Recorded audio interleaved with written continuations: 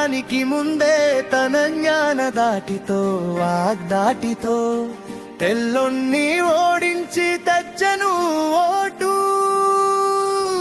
Vote అమ్ముకునే voter,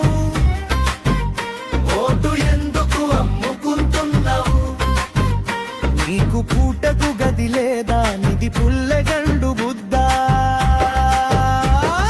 నిన్ను మనిషిగా నిన్ను చూసి మనిషిగా విలువిచ్చి అంబేద్కర్ నీకు ఓటు హక్కునిస్తే పక్కోనికి లేని బుద్ధి నాకెందుకు అంటూనే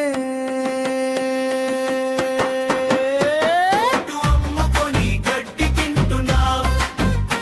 ఓటు అమ్ముకునే ఓటరు నీవు, ఓటు ఎందుకు అమ్ముకుంటున్నావు?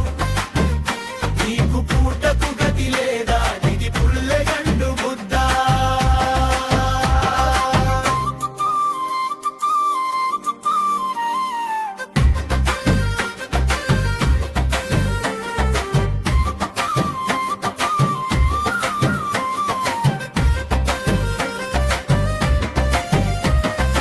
ఓటు అంటే వట్టిది కాదు ఓటరు, ఓటంటే నీది నీ పిల్లల 5 ఏళ్ల భవిష్యత్తు.